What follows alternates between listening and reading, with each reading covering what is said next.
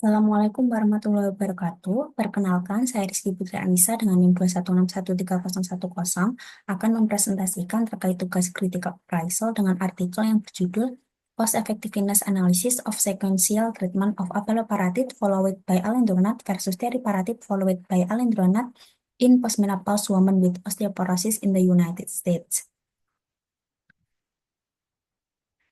Untuk pertanyaan yang pertama terkait checklistnya, apakah pertanyaan yang terdefinisi dengan baik diajukan dalam bentuk yang dapat dijawab?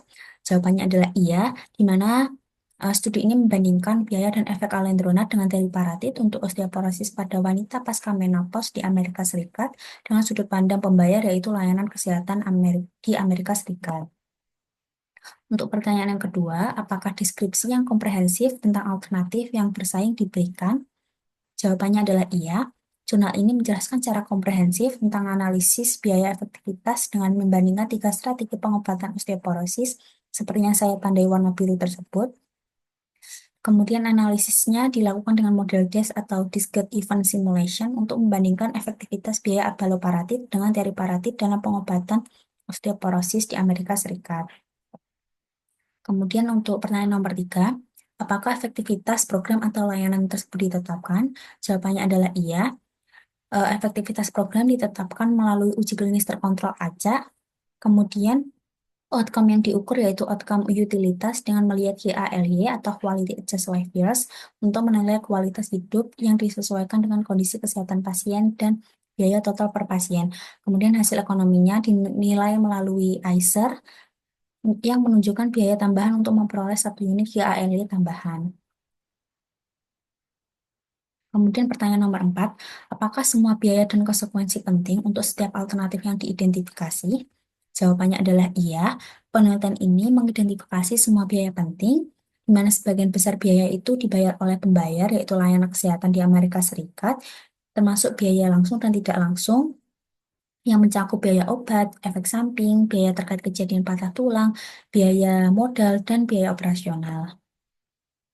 Kemudian, untuk nomor 5, apakah biaya dan konsekuensi diukur secara akurat dalam unit fisik yang sesuai? Jawabannya adalah iya, di mana biaya dan outcome tersebut diukur secara akurat dalam unit fisik, seperti biaya per bulan untuk pengobatan abaloparatid, teriparatid, dan alendronat, serta biaya tahunan yang terkait dengan patah tulang, pinggul, vertebrata, ataupun pergelangan tangan. Kemudian untuk nomor 6, apakah biaya dan konsekuensi dinilai secara kredibel? Jawabannya adalah iya, di mana biaya dan konsekuensinya itu dinilai secara kredibel dengan sumber dari semua nilai yang jelas diidentifikasi dari uji klinis dan literatur yang terkait. Nah, nilai pasar yang digunakan itu perubahan yang melibatkan sumber daya yang diperoleh atau dikurangi. Nah, penyesuaiannya dilakukan menggunakan indeks harga konsumen untuk menyesuaikan biaya ke dolar Amerika Serikat 2017, di mana penggunaan analisis cost effectiveness dan ICER itu digunakan juga sesuai.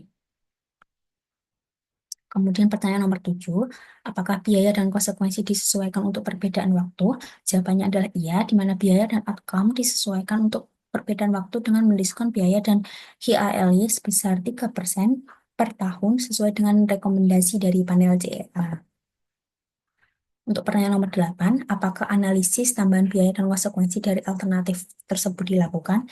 Iya, analisis tambahan biaya dan outcome dari masing-masing pengobatan tersebut dilakukan dengan membandingkan biaya tambahan dan manfaat menggunakan analisis ICER seperti yang tercantum pada tabel tersebut. Kemudian untuk pertanyaan nomor 9, apakah ketidakpastian dalam estimasi biaya dan konsekuensi itu diperhitungkan? Jawabannya adalah iya, ketidakpastian dalam estimasi biaya dan outcome diperhitungkan melalui analisis sensitivitas probabilitas atau PSI dilakukan dengan menghasilkan 10.000 sampel parameter dan mensimulasikan 10.000 pasien, di mana tertera pada tabel tersebut terkait tentang nilai untuk analisis sensitivitas. Kemudian berdasarkan tabel tersebut menunjukkan bahwa terdapat dominasi dari pengobatan abaloparatid pada sebagian besar skenario. Kemudian untuk pertanyaan terakhir nomor 10, apakah penyajian dan pembahasan hasil studi mencakup semua masalah yang menjadi perhatian pengguna? Jawabannya adalah iya.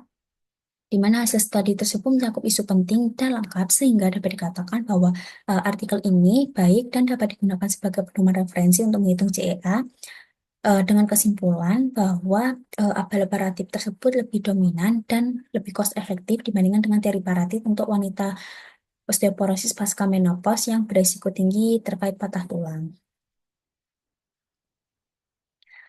Baik, sekian terima kasih presentasi dari saya. Apabila ada salah kata atau perbuatan yang tidak disengaja, saya minta maaf. Wassalamualaikum warahmatullahi wabarakatuh.